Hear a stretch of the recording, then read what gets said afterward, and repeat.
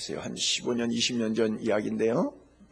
제가 카나다 에드몬턴 주에 에드몬턴 장로교회 3일 동안 부흥회를 인도하러 간 적이 있었는데, 그때가 1월 달입니다. 영하 40도. 제가 육신의 몸으로 영하 40도 체온을 피부로 경험한 건 그때가 처음이었습니다. 갔는데, 하여간 호텔에서 우리 장로님이 저를 차를 픽업으로 왔는데, 그 선교부장 장로님이셨는데, 그 교회 에드몬턴 장로교회 호텔 로비 문 열리고 앞에 차 대놓은 데까지 3-4발자국 걸어가는데 찬 공기가, 새벽 찬 공기가 코를 아리게 만들어요. 코가 찡하게 찬바람 들으니까 코가 얼마나 아픈지 모르겠어요. 그 정도로 추워요. 그런데 길이 왕복 8차선 도로인데 눈이 하도 많이 내려갖고 눈을 한쪽으로 밀어놓으니까 양쪽에 담이 쌓여져 있는 거예요. 그러니까 평소 같으면 8차선 도로가 서로가 보이는데 이제는 눈을 좌우로 밀다 보니까 가운데는 이쪽 차선도 중앙분리대 쪽에다가 눈을 밀어서 이게 눈이 쌓여버려서 맞은편 차가 안 보일 정도로. 그래서 4차선이 1차선 밖에 안 남는 그런 도로가 돼요. 영하 40도인데 그 마을에는 미국이나 카나다 가게 되면 물건을 하나 사면은 세일 텍스라는 게 있어요. 그래서 그 산 판매에 대한 세금을 내야 돼요. 구매세를 내야 돼요. 세일 텍스를 내야 되는데 보통 8%에서 10%까지 내는데 에드몬턴이 있는 주는 돈이 많아갖고 세일 텍스를 안 내요. 왜 돈이 이렇게 많냐? 거기에 큰 강하고 호수가 어마어마하게 큰 게 있는데 그 호수 밑에 기름이 콸콸콸 쏟아져 나와요. 카나다는 미국도 그렇지만 휘발유 값이 굉장히 쌉니다. 석유 값이 굉장히 싸요. 근데 이걸 언제 가느냐면 어마어마하게 큰 수십 톤짜리 그 시추하는 트럭이 거기를 겨울에만 들어갑니다. 한 6, 7m까지 얼은다 그래요. 그 호수가. 1, 2m만 얼어도 대단한 건데 6, 7m까지 얼어버리니까 그 무거운 기중기차가 컨테이너차가 그대로 호수에 다 들어가요. 안 빠지는 거예요. 그래놓고 거기에 드릴을 뚫어갖고 밑에서 호수 밑에서 물을 끄집어 올리는 거예요. 여름에는 안 하고 꼭 겨울에만 그렇게 한다고 그래요. 그래서 옆에 호수 강 쪽 호수도 있고 강도 있는데 건너편 마을로 갈 때 사람들이 아주 길이 났어요. 거기 겨울에는 그냥 길을 다녀요. 자, 그런데 해빙기가 되면 겨울에 제가 갔을 때 겨울인데 사람이 엄청 많았어요. 뭐 백화점 가도 사람 많고 거리 가도 사람 많고 사람이 엄청 많았는데 봄이 되면 여름이 되면 이제 봄 되면 사람들이 썰렁해져요. 그 마을에 별로 없어요. 에드몬턴 도시에는 다 가요 이제. 왜? 겨울 장사하러 온 사람들이 있다가 비즈니스하러 왔다가 이제 여름 되니까 얼음이 녹잖아요. 그런데 여러분 상상을 해보세요. 녹았는데 계속해서 거기 그 무거운 시추를 기계를 갖다 놓거나 컨테이너를 갖다 놓거나 또는 그 건너편을 가겠다고 자동차로 몰고 가면 어떻게 될까요? 안 되겠죠. 그렇죠? 그건 어렸을 때만 가능한 거예요. 제가 무슨 얘기를 이렇게 장황하게 설명하냐면 예수님이 오시기 전까지는 해빙기가 봄 햇살이 따뜻하게 녹이기 전까지는 그렇게 했었어요. 그것이 다였어요. 그것이 율법이었어요. 그런데 해빙기가 되고 즉 예수님이 오신 다음에 율법은 효력을 상실했어요. 그런데 그 율법대로 살겠다. 그 얼음 위를 옛날에 지나갔는데 왜 지금은 못 지나가? 겨울은 되는데 여름은 왜 안 되는 건데? 그러고 막 주장하고 무식하게 간다고 생각해 보세요. 이게 말이 되는 이야기입니까? 말이 안 되는 얘기예요. 바울이 볼 때는 그들이 주장하는 것이 말이 안 되는 거예요. 그러니 바울이 마음이 얼마나 답답했겠어요. 그래서 바울이 설교하는 내용이 바로 이건데 그럼에도 불구하고 유대인들은 자꾸 할례를 강조하거든요. 왜 할례를 강조하냐? 자기 할례 받았으니까.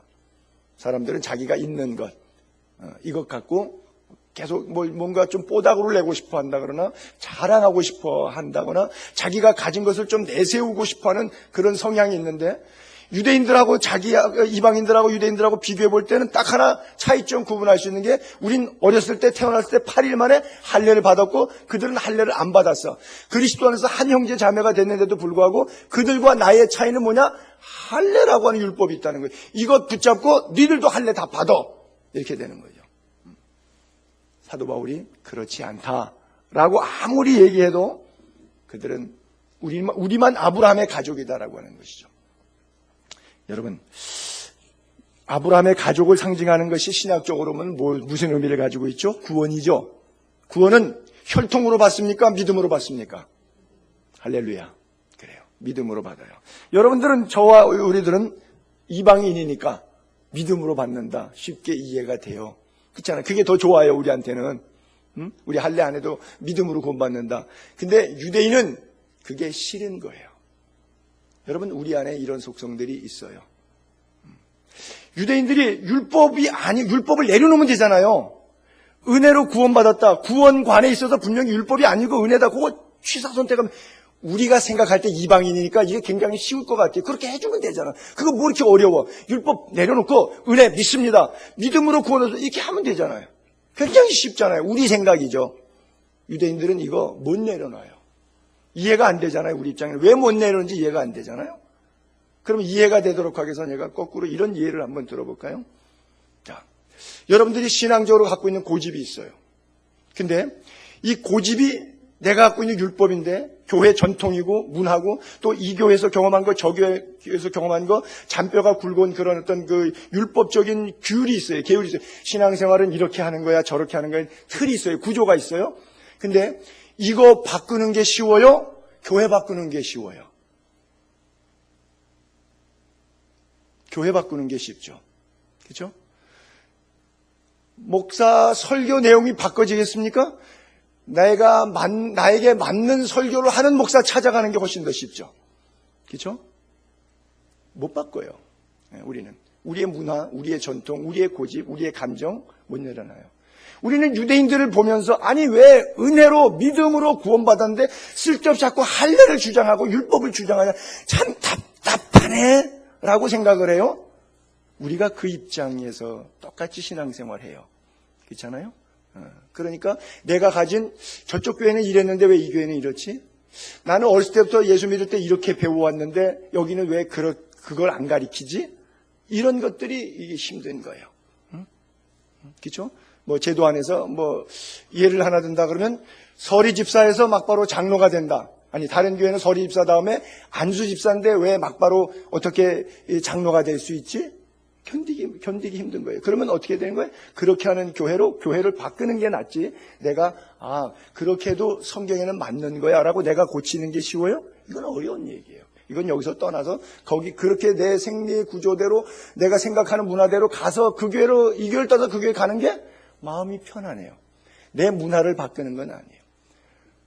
그러니까 성경이냐 아니냐를 따질 때 하나님의 은혜, 즉 예수 그리스도에 대한 십자가, 믿음, 진리, 길, 생명, 이것이냐 아니냐를 따져야 되는데, 그것보다 더 중요한 게 나에게 익숙한 것, 내가 귀동냥으로 선입견으로 배워서 가지고 있는 것, 이런 것들을 못 내려. 우리 아브라함의 자손이야. 우리 다 할례 받았어. 모세 때부터 율법을 지켜왔어. 이걸 어떻게 바꾸라는 거예요? 사도 바울이 지도 예수님 제자도 아니고 지도 예수 안 믿던 사람이 와가지고 자꾸 율법 부시고 할례 받으면 그리스도에게서 끊어지는 거, 그리스도하고 아무 상관없는 거, 너희들 은혜에서 떨어져 나간 사람들이야. 이렇게 얘기하니까 웃기고 있네. 우리가 어떤 존재들인데, 어느 날 갑자기 돌처럼 담에색에서 퉁퉁거려져 와가지고 사도도 아닌 것이 감히 네가 전통적으로 모세의 자리에 앉아 율법으로 조상 대대로부터 몸에 쩔어와서 나면서부터 할례 받은 우리한테 감히 네가 뭔 할 말이 있어, 이러고 자기 문화를 안 내려놓는 거죠. 이게 갈라디아 교회의 싸움이라고 하는 거예요. 그리스도 안에서의 유익과 그리스도를 유익하게 하는 것과 나를 유익하게 하는 것. 여러분 어떻게 예수 믿으십니까? 여러분 예수 믿으시면서 나의 유익에 관심이 있습니까? 주님의 유익에 관심이 있습니까? 내 감정의 비중의 크기가 더 큰 것 같아요? 안 그러면 하나님의 말씀에 시키는 대로 순종할 수 있는 믿음의 비중이 더 큰 것 같아요? 어느 쪽에 여러분들의 삶의 비중, 삶의 무게가 더 있습니까? 이 쉽지 않은 이야기죠. 그래서 때때로 우리는 대부분 양다리 걸치기를 합니다. 이럴 때는 그래, 그게 맞는 것 같아. 근데 또 다른 얘기 듣고 다른 데 가서 뭐 또 다른 생각해 보면 그게 또 틀린 것 같고, 그래서 양다리 걸치기를 하는 거예요. 여러분 그 에드먼턴 호숫가를 겨울에는 그냥 차로 갈 수 있지만 여름에는 어떻게 건너 마을에 가냐면 큰 페리포트에다가 차가 그냥 실어 들어가서 배를 타고 갑니다. 그렇잖아요? 근데 여러분 그냥 한 다리는 배에다 걸려놓고 한 다리는 내 차에다가 해놓고 그러고 호수를 건너갈 수 있어요? 양다리 걸치가 돼요? 안 되잖아요. 그렇죠? 겨울에는 차 몰고 왔어요. 근데 여름에는 배 타고 가야 돼, 차를 실어갖고. 근데 한 다리는 배 타고 한 다리는 차 타고 하는 식으로 이렇게 양다리 걸치고 그 호수를 건너갈 수 있냐고요? 안 되는 거예요. 바울이 그걸 얘기하는 거예요. 율법 자꾸 주장하면 너 그리스도에서 끊어진 거야. 너 은혜에서 떨어져 나가는 거야. 양다리 걸치기 안 돼. 늘 말씀드리는 거지만 중간의 존재는 중간자의 존재가 가능하지 않다는 것이죠. 천국이냐 지옥이냐 선이냐 악이냐 둘 중에 하나의 기로에 선다라고 하는 것이죠. 양다리 걸치기 없다. 그런데 갈라디아 교인들이 양다리 걸치기를 지금 하고 있기 때문에 바울이 강력하게 이야기하고 있죠. 심지어 너희는 그리스도에게서 끊어지고 은혜에서 떨어진 자다 그래요. 여러분 지옥 저희 후배 가운데 변승우 목사라고 약간 이단 시비가 있는 친구인데 그 친구가 책을 하나 써갖고 나한테 보낸 게 있는데 그 책 제목이 지옥에 가는 교인들이라는 책이에요. 지옥에 가는 교인들. 지옥에 가는 교인들이 많다. 그런 내용들이에요. 끈 떨어진 연을 붙잡고 있는 것처럼. 여러분 나는 우리 예수의 교회 모든 성도님들 무슨 잘못을 하고 어떤 우여곡절이 있어도 다 천국 가길 바라고요. 혹시 흠결이 조금 있어도 하나님 봐주세요. 각자의 형편이 다 다른데 이 사람은 이 형편에 문제 걸려있고 저 사람은 저 형편에 문제 걸려있고 하나님이 보실 때 부족하게 하겠지만은 다 그냥 용서하시고 다 천국으로 마지막 날 주 앞에 서는 날 한 사람도 지옥 가지 않고 다 천국 가게 해주세요. 내 마음은 100% 그래요. 당연히 목사가 그래야 되겠죠. 그런데 하나님도 내 마음하고 똑같을 것이냐는 거죠. 그렇죠? 하나님은 성경대로 판단하시지 심판하시지 내 기도 요청대로 판단하시지 않습니다. 그렇잖아요. 제가 누누이 말씀드린다면 목사에게 축복권과 저주권이 없습니다. 축복을 빌고 저주를 빌 수는 있겠죠, 목사가. 근데 빈다고 되지 않습니다. 여러분들의 상황에 의해서 하나님께서 직접 역사하십니다. 복 받을 짓을 했으면 제가 저주 기도를 해도 복 받을 것이고 저주 받을 짓을 하셨으면 제가 축복을 빌어드려도 저주를 받을 것이고 그건 정확한 거예요. 제 기도하고 반대대로 되는 거예요. 그렇죠? 여러분들이 복 받을 짓을 했는데 내가 복을 빌어줬어요. 그럼 내 기도대로 된 건데 내 기도 때문에 된 것 아니에요. 여러분들의 삶의 열매로 된 거예요. 그래서 제가 말씀드린 게 뭐예요? 절대 확신해야 되는 거 구원은 뭐냐? 열매로 결정되는 것이지 입으로 시인해서 마음으로 믿어서 결정되는 게 아닙니다. 물론 성경에 그런 구절이 있어요. 입으로 시인하고 마음으로 믿고 그런데 입으로 시인하고 마음으로 믿은 사람의 행동과 결과는 삶에서 열매로 나타나게 되어 있어요. 그러니까 열매를 보니까 그 마음 가짜 마음, 그 고백 위선적 고백이었구나. 답이 나온다는 얘기죠. 그러니까 단순하게 마음, 입술, 고백 이런 것으로 결정되는 것이 아니라 구원은 여러분들의 행동 거지를 통해서 나타나게 된다고 하는 것이죠. 그래서 바울이 끝부분에 가서 정리할 때 그렇기 때문에 믿음 생활은 무엇으로 가야 되냐? 예수 그리스도께서 우리를 사랑하셨기 때문에 사랑으로 온 것이고 거기에 정말 구원받은 사람이라고 하면 열매가 있을 테니까 결국 사랑으로 responsibility 거기에 대한 대답이 나간다는 하나님의 사랑이 내게 부어졌어요. 그러니까 내게 종착역으로 여기서 끝나고 사라지는 게 아니라 그 사랑은 나에게 반사경이 돼서 거울이 돼서 나를 투영해서 다시 열방을 향해서 이웃을 향해서 그리스도의 사랑의 빛으로 드러나는 것이죠. 그것을 가리켜 착한 행실로 전도한다. 우리가 그렇게 표현하게 되는 것이고 예수님은 그렇게 우리에게 설계해 주셨죠. 그래서 제가 한번 봐주고 싶어도 여러분 죄송합니다. 제가 못 봐드립니다. 죄송해요. 못 봐드려서. 왜냐하면 하나님이 그래요. 홀이라도 갚지 않으면. 홀이라고 하는 것은 원어에 고드란트라고 써있는데 고드란타는 모든 고대 시대의 동전 가운데 최소 단위입니다. 그보다 더 작은 단위는 없어요. 고드란트보다 작은.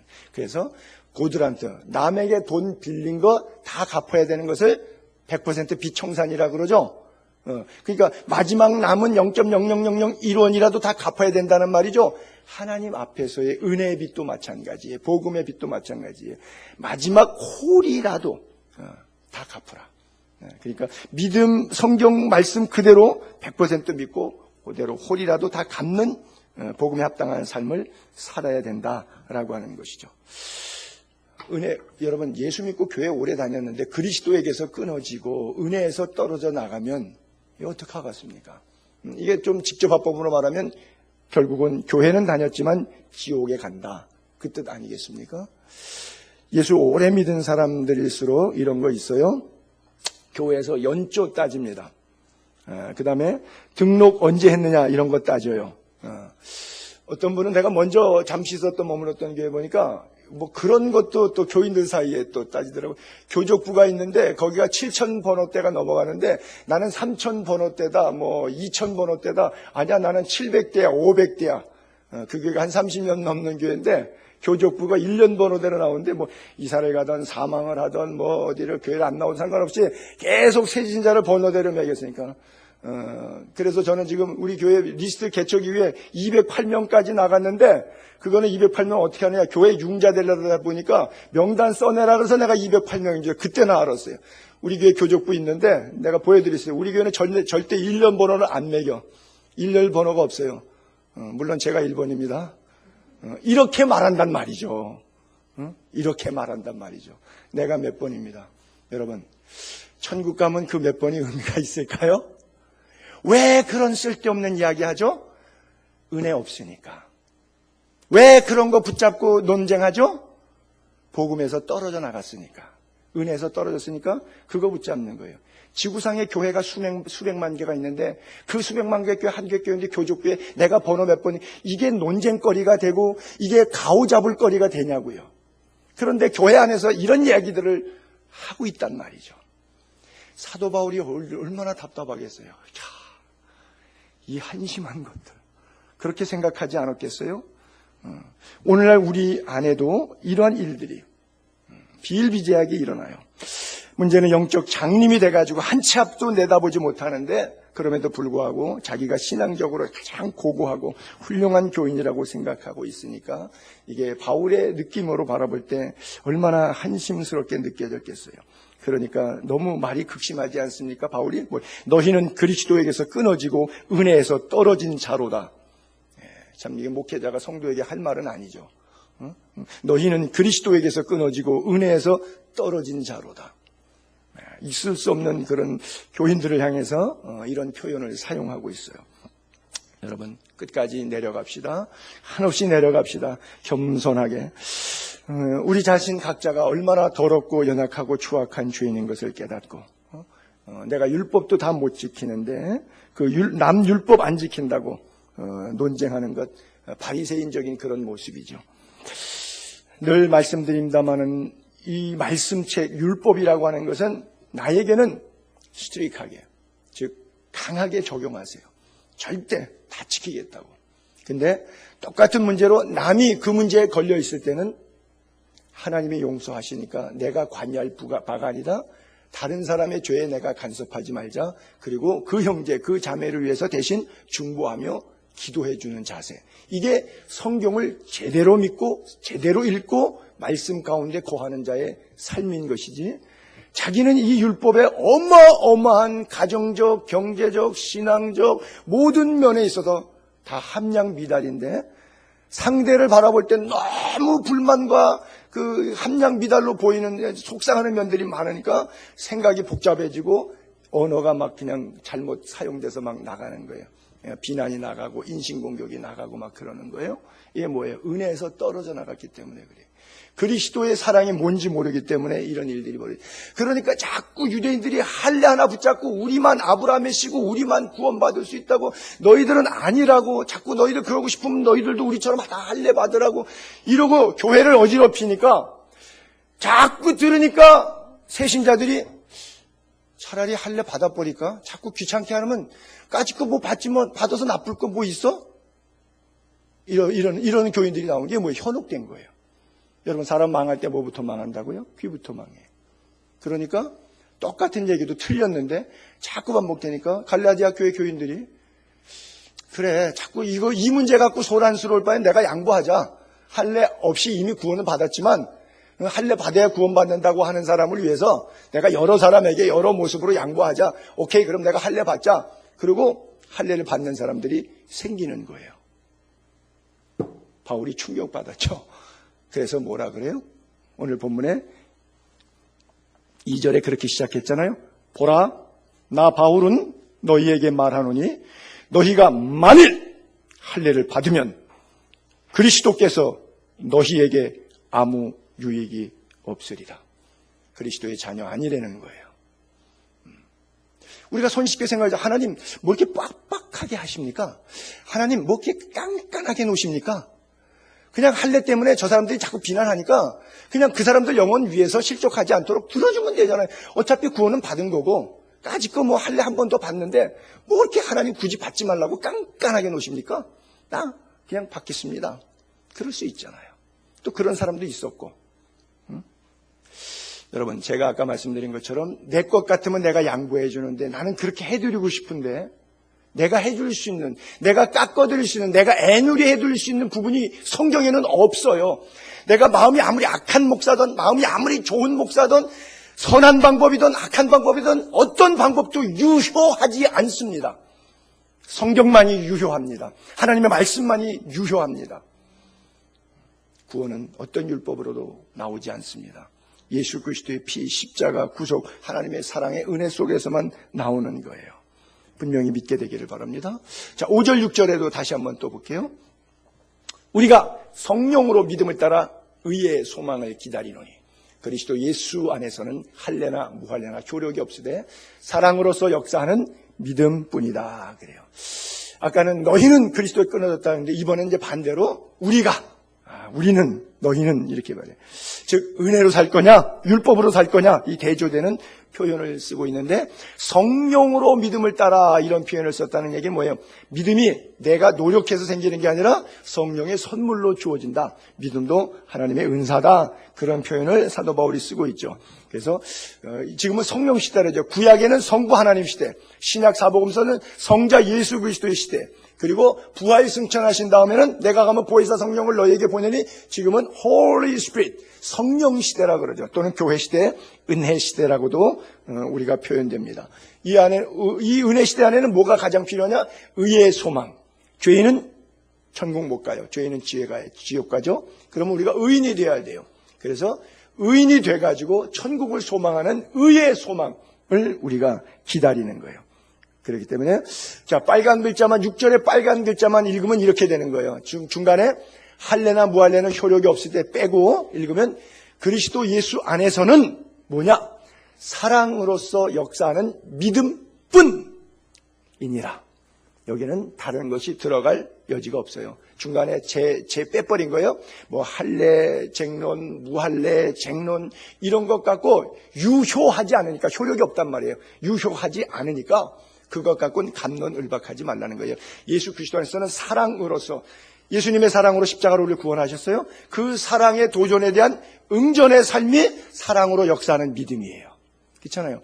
믿음은 우리가 하나님께 대해서 고백하는 거예요. 죄를 고백하고 예수를 믿겠다고 하는 헌신.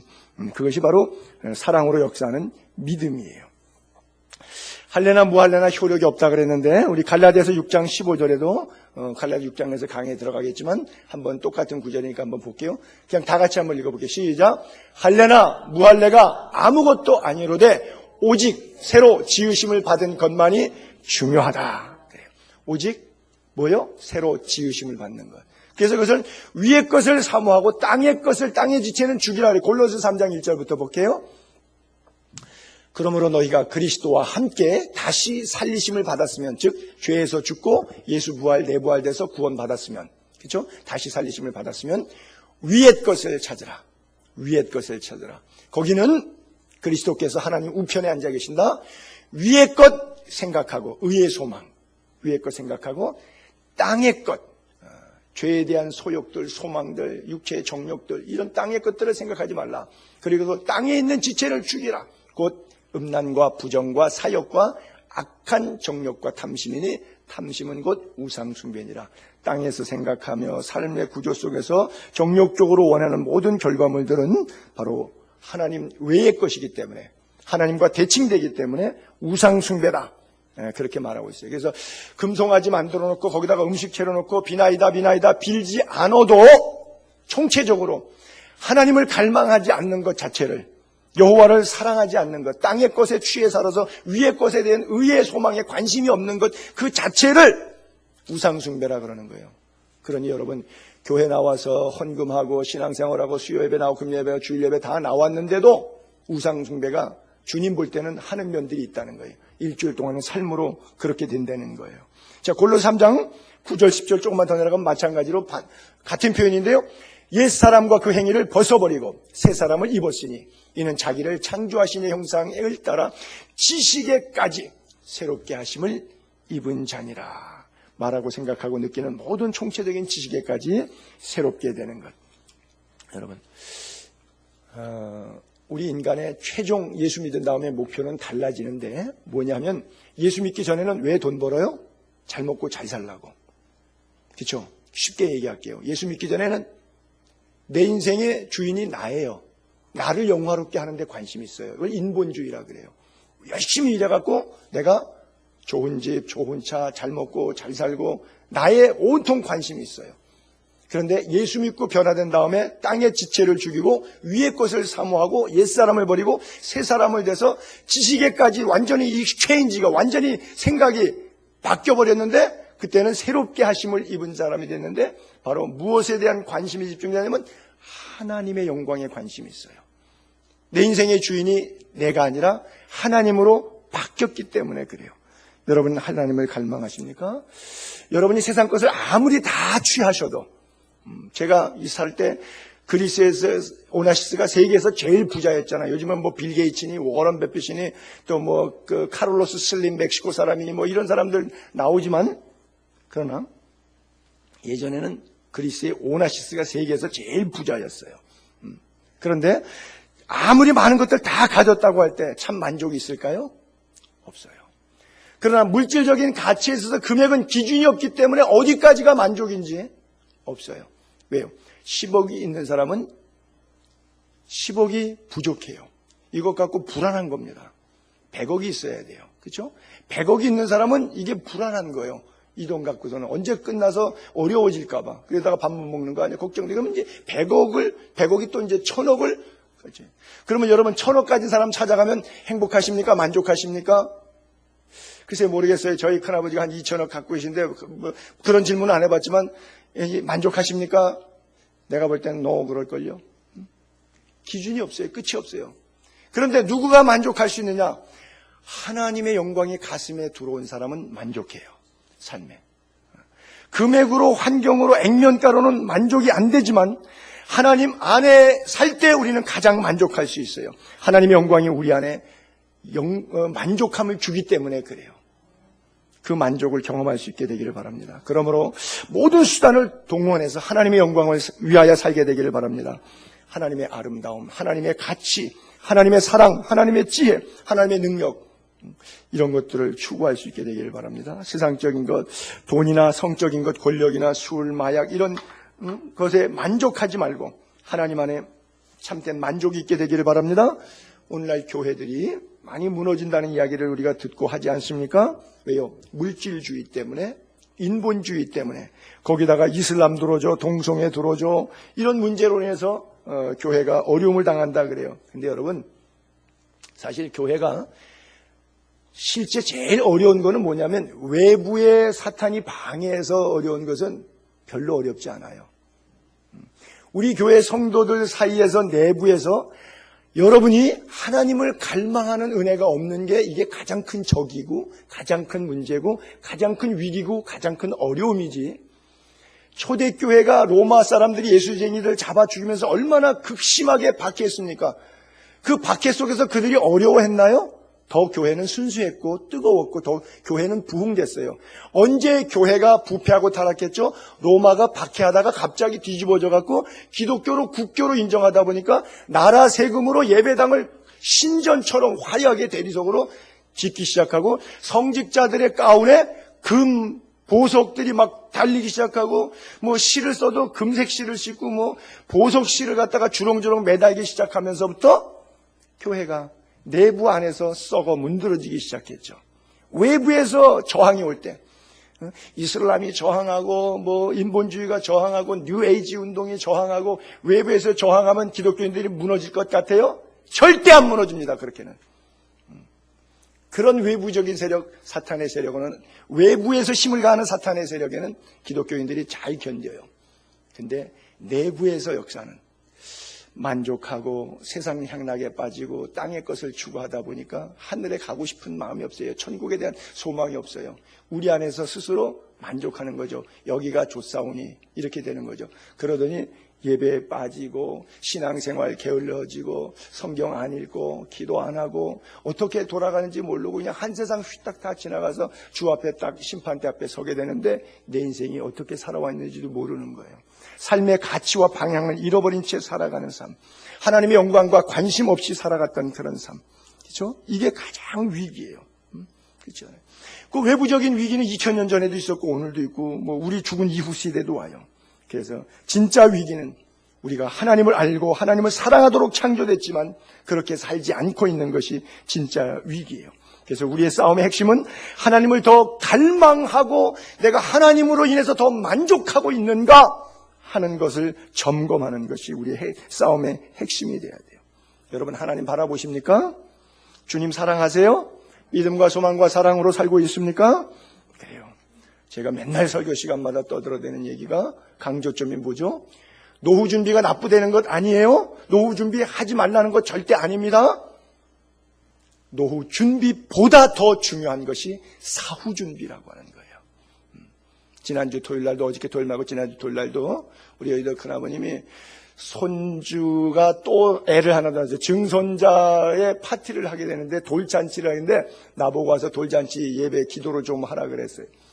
그래서 제가 우리 애들 데리고 친척이니까 장충동에 있는 서울클럽, 그 멤버십 그만 있는 사람들만 가는 클럽인데 주로 외교관들이 많이 오는 클럽인데 거기 식당에 가갖고 한쪽에 이렇게 식당을 잡아갖고 잠시 예배를 드렸어요. 약식으로 말씀을 전하고 그리고 그들을 향해서 축복기도 하고 그랬어요. 그때 제가 이 얘기 잠깐 했습니다. 사람이 살면서 중요한 것이 노후 준비가 아니라 사후 준비입니다. 글쎄요, 큰아버님이 어떻게 알아들었는지는 모르겠어요. 예수 안 믿으니까 감각이 없으니까 전혀 알아들이지 못하시겠죠. 그래요. 여러분 이렇게 생각해 봅시다. 그냥 평범한 보통 직장인 사생활 사는 사람들이 이렇게 생각해요. 한 50년 열심히 일해서 은퇴하면 남은 생에는 요즘에는 빨리 안 죽으면 100세 시대 뭐 아무리 못 살아도 80 이상은 사니까 그저 한 50년 열심히 해서 버는 돈 갖고 재테크 잘해갖고 나머지 20, 30년은 편하게 뱃두드리면서 안락하게 살자. 예수를 믿던 안 믿던 다 이렇게 생각을 할 거예요. 물론 그렇게 생각 안 하는 사람도 있는데 제가 함부로 말해서 그분에게는 죄송하긴 하지만 보편적으로는 다 그렇게 생각해요. 세상 사람들은 그것이 이루어졌을 때 그걸 보고 야 너는 정말 재테크 성공했구나 그러고 그걸 부러워해줘요. 성경도 그럴까요? 아니에요. 성경은 그 반대입니다. 여러분 어리석은 부자 이야기 여러분 잘 아시지 않습니까? 그 얘기의 배경은 이렇게 시작됐어요. 한 사람이 형제지간에 있는데 형이 예수님 설교에 꾹뻑 죽어서 예수님 막 다니시는데 쫓아다녀. 아버지가 돌아가셨는데 재산을 나눠야 되는데 형이 다 먹어버리고 애들만 맞다나 코딱지만큼 동생에게 줬어요. 그러니까 동생이 달라고 똑바로 분배하라고 그랬더니 형이 지가 다 먹은 거예요. 그래서 형이 예수 좋아하니까 내가 예수님한테 가서 좀 고자질해야지. 그래서 예수님 우리 형이 재산 상속을 잘못했는데 요거 좀 해주세요. 내 말은 안 듣지만 예수님 말은 잘 듣는 사람이니까 해주세요. 예수님이 그때 뭐라고 말씀하시죠? 누가 나를 물건 나누는 자로 세웠느냐? 탐심을 물리치라.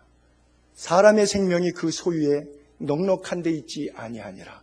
그러면서 비유로 설교하신 내용. 그 다음 장면 한번 올려볼까요? 부자가 이렇게 말합니다. 50년 일하고 은퇴할 때 잘 먹고 잘 살 걸 뱅크에다 넣어놓자. 내가 이렇게 하리라. 내 곡간을 헐고 더 크게 짓고 내 모든 곡식 물건 거기 가득 넣어두고 이제 노후에 팅까팅까 노는 거예요. 또 내가 내 영혼에게 이르되 내 영혼아 너 그동안 수고 많이 했다. 이제 여러 해 쓸 물건 많이 쌓아두었으니까 죽을 때까지 이 돈 쓰면 돼. 평안히 쉬고 평안히 먹고 평안히 마시고 평안히 즐거워하자. 하나님이 이르되 어리석은 자여 오늘 밤 너에게 올라와라. 내 영혼을 도로 찾으리니 그러면 내 준비한 것이 누구의 것이 되겠느냐 하셨으니. 그게 다음 절. 자기를 위하여 재물을 쌓아두고 노후 대책은 세웠어요. 근데 사후 대책, 하나님께 대하여 부요하지 못한 자, 이게 사후 대책이에요. 제가 늘 강조하는 노후 대책과 사후 대책이 바로 이 단어입니다. 자기를 위하여 재물을 쌓아두고 하나님께 대하여 부요하지 못한 자가 이와 같으리라 그래요. 주님의 말씀인데 여러분들이 사시면서 진짜 해야 될 싸움들이 어떤 싸움이라고 생각하십니까? 하나님께서 여러분들에게 예수 믿은 이후에 부탁하고 싶은 말씀이 무엇일 것 같아요? 그리스도인들은 마지막에 이제 내가 50년 일한 거 가지고 재테크 잘했으니까 나머지 이제 생애 죽을 때까지 편안하게 살자. 여러분, 제가 우리 교인들에게는 정말 중심으로 천국 보내드리기 위해서 내가 부탁하는데 편안하게 살 생각하지 마세요. 편안하게 살 생각하지 마세요. 하나님을 기쁘시게 해드리면서 살 생각하세요. 그러면 그게 편안해져요.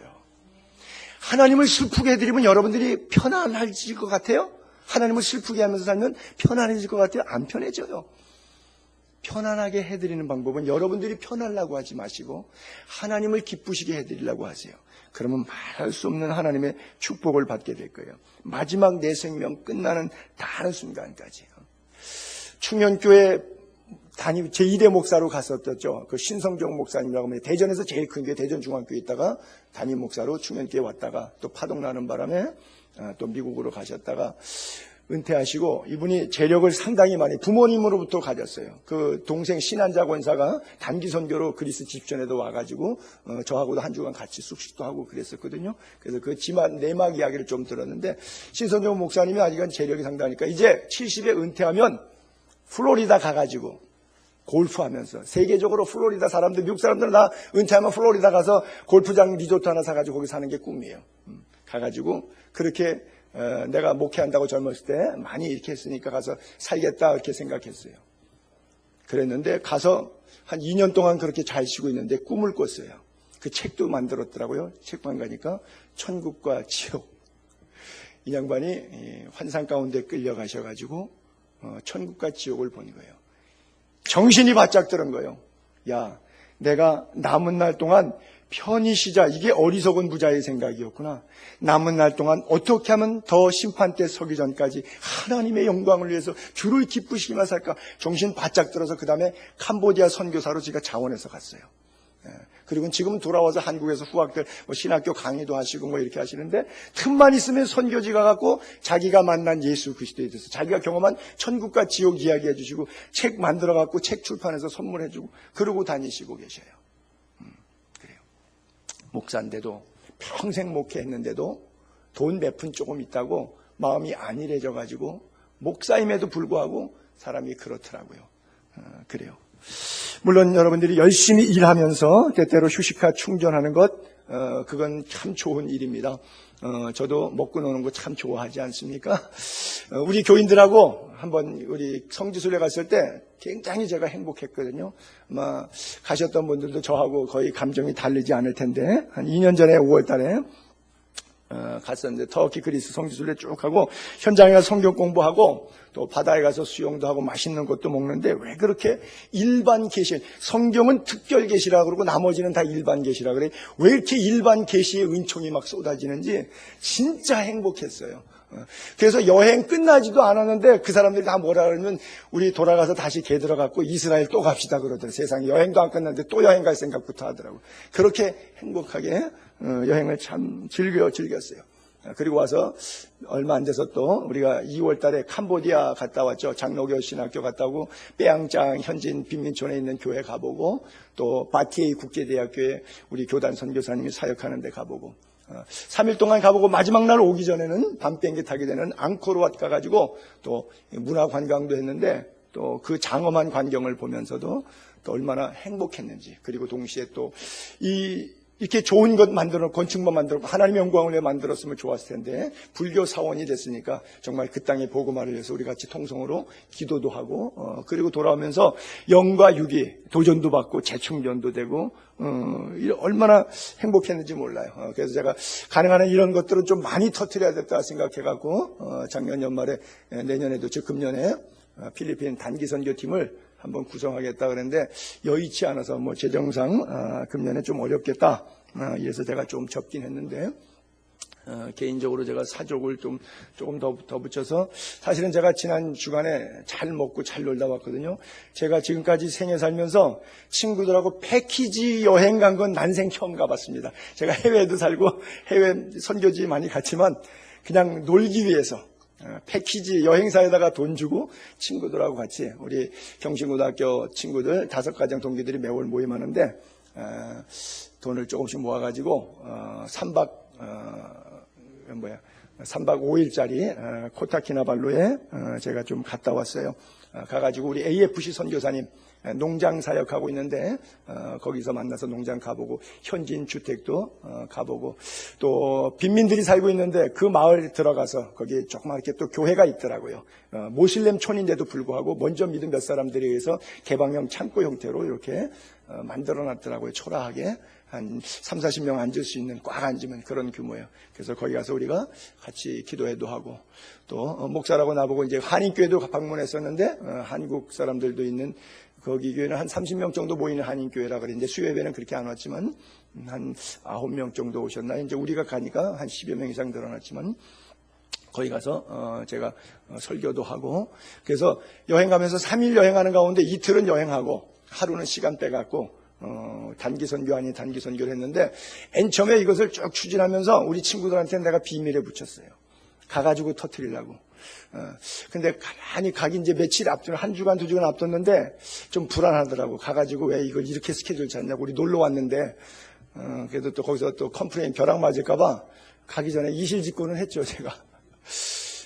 그리고 십시일반 모은 뭐 작은 돈이지만 한 토탈 한 500불 정도 선교사님들에게 또 헌금도 하고 오고, 그래서 비록 그냥 단순하게 패키지로 친구들하고 먹고 놀자, 좀 결혼 30년 만에 우리가 우리를 위해서 축복해 주자 이러고 갔지만 제가 계획을 세운 거죠. 그래서 친구들이 그래요. 갔다가 오면서 먹고 노는 것도 좋았지만 그 한날 하나님이 그 땅을 향해서 어떻게 일하고 계신가 하는 모습들을 보고 함께 통성으로 부르짖어서 그 땅을 위해서 기도하고 온 자체가, 왜냐하면 남자들은 다 안수 집사들이고 여자들은 다 권사들이니까 그 자체로 굉장히 행복해 하더라고요. 여러분, 진정한 행복은요, 나만 즐겁게 할 때 오는 행복도 행복이 없는 건 아니에요. 그것도 행복해요. 저 푸른 초원에서 그림 같은 집을 짓고 오락하고 바닷가에서 조개 껍질 모아, 그러고서 노래 부르면서 사치기 삭제사빠빠 밤에 모닥불 피워놓고 소세지 구워 먹으면서, 그것도 행복해요. 근데 그 행복은 그날 밤 그 시간으로 끝나는데, 아마 우리 친구들은 물어보면 내가 나중에 평가해보면 그럴 거예요. 잔잔하게 여운이 계속 밀려오면서 삶에 힘을 주는 것은 3박 가운데 2박 먹고 놀았던 것보다는 1박 갔던 것들이 기억 잔상에 꾸준히 남아서, 그래, 돈 벌면 이거 하자, 하나님 영광에서 이렇게 살자, 앞으로 여행 가면 또 이런 식으로 여행하자, 보나마나 평가에 아직 안 했는데 다음 달 뭐 있던데요. 그 얘기 할 거예요. 그래요. 여러분, 멋지게 삽시다. 짧은 인생인데 하나님이 우리들에게 은혜를 부어주시는데, 부어주신 은혜를 하나님 앞에 멋지게 되돌리면서 살 수 있다면 그 얼마나 행복한 인생이에요. 그게 뭐예요? 사랑으로서 역사하는 믿음이라고 하는 거예요. 이게 뭐예요? 다른 말로 행동하는 신앙인이 되자는 거예요. 행함 그리고 책임이 따르는 신앙. 사랑으로 역사하는 믿음, 저게 바로 기독교의 기초이고 기반인 거예요. 육체적인 삶과 믿음의 삶은 분명히 다른 것이죠. 성경이 우리에게 요구하시는 믿음, 성경 구절 한번 볼게요. 성경이 우리에게 요구하는 경건이 뭐고 믿음이 뭐냐? 하나님 아버지 앞에서 정결하고 더러움이 없는 경건 생활, 신앙 생활은 어떤 거냐? 곧 고아와 과부를 환난 중에 돌아보고, 그 다음에 자기를 지켜 세속에 물들지 아니하는 것. 우리는 긍정적으로 적극적인 의미에서 경건이 뭐냐? 세속에 물들지 않고 자기를 잘 관리하는 것을 경건이라고 생각하는데, 그건 두 번째예요. 이 경건은 두 번째예요. 좁은 의미에서의 협의의 경건이에요. 그 다음에 적극적인 넓은 의미의 광의의 경건은 뭐냐? 고아와 과부를 그 환난 중에 돌아보는 게 참된 경건이라는 거예요. 또 야고보서 2장에 넘어가게 되면 14절부터 내 형제들아, 만일 사람이 믿음이 있노라, 말은 잘해요. 나 믿음이 있다고. 근데 행동이 따르지 않으면 그건 쓸데없다. 무슨 유익이 있냐? 그 믿음이 능히 자기를 구원하겠느냐? 못한다는 얘기죠. 입으로 시인했다고 구원받는 게 아니라 행동으로 열매 맺어야 구원이 완성된다고 하는 거예요. 그 믿음이 능히 자기 구원하겠느냐? 못한다는 뜻이죠. 만일 형제나 자매가 헐벗고 일용할 양식이 없는데 너희 중에 누구든지 그에게 이르되 평안히 가라, 덥게 하라, 배부르게 하라.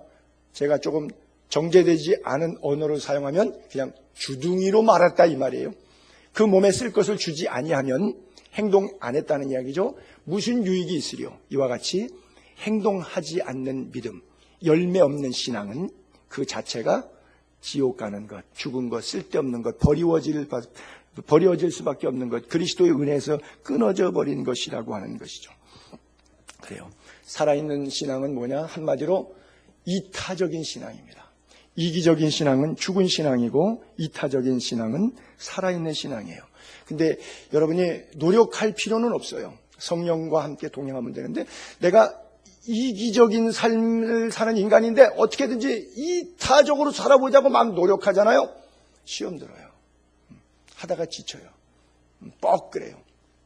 팍 하고 터집니다. 용수철 뚜껑 열립니다. 성령이 행하게 하심을 따라 행하고 성령이 힘주시는 능력을 따라 봉사하고 이렇게 자연스럽게 물 흐르듯이 내게 주신 은혜를 따라서 해야지 무리가 없지.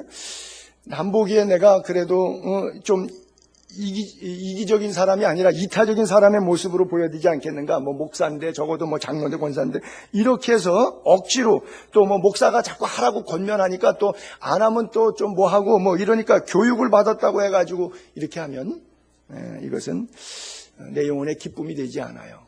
바울이 말하는 사랑으로 역사하는 믿음이라고 하는 것은 성령으로 말미암아 오는 거예요. 하나님이 주신 자유의지를 선용할 때 오는 거예요. 마지막 구절, 하나님을 본받으라고 하는 거죠. 바울의 결론은 그러므로 사랑을 받은 자녀같이 너희는 하나님을 본받는 자가 되고. 여러분 되게 어렵죠? 그렇죠? 기준이 너무 높아요. 여러분들은 아마 그럴 거예요. 우리 목사님이 설교할 때 기준을 너무 높이 잡는다. 하향 평준화 합시다. 자꾸 상향 평준화 가지 맙시다. 여러분들이 그럴런지 모르겠는데 성경이 그렇게 써 있네요. 이야, 이 너무 높으네요. 설교하기도 부담스럽습니다. 너희는 하나님을 본받는. 어떻게 우리가 하나님을 본받아요?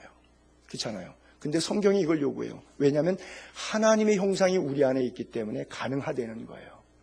성령이 하니까 나는 못하지만 그 뜻이에요. 그리스도께서 너희를 사랑하신 것 같이, 예수님이 십자가에서 우리 사랑해서 죽어줬잖아요. 그리스도께서 너희를 사랑한 것 같이, like this, 너희도 사랑 가운데서 행하라. 그는 우리를 위하여 자신을 버리사 향기로운 제물과 희생 제물로 하나님께 드리셨느니라. 기도하라.